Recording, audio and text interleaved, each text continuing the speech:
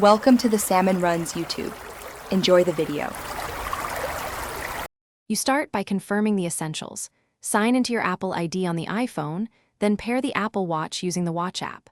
Once paired, make sure both devices are on the same Wi-Fi and Bluetooth is active so Icloud can communicate. Next, go to Settings your name Icloud on the iPhone and enable the core services you want to sync.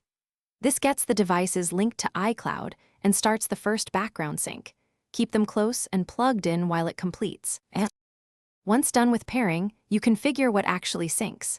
In iCloud settings on the iPhone, toggle Contacts, Calendars, Photos, Health, Keychain, and iCloud Drive.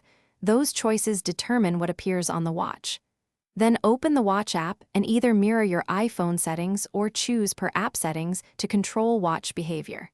Make sure Messages in iCloud is enabled if you want text continuity. Also verify that health data and activity are allowed. To finish, verify that contacts, photos, and apps reflect iCloud data on your watch. Open each app and wait a minute for the background sync. Make an iPhone backup or note that unpairing the watch creates a backup automatically. If something goes wrong, first restart both devices and try a forced sync by toggling a setting off and on. If problems persist, sign out of iCloud on the iPhone, then sign back in. Or unpair and repair the watch.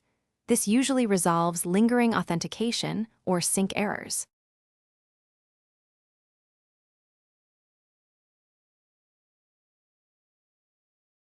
Thanks for watching. Consider subscribing if we helped you.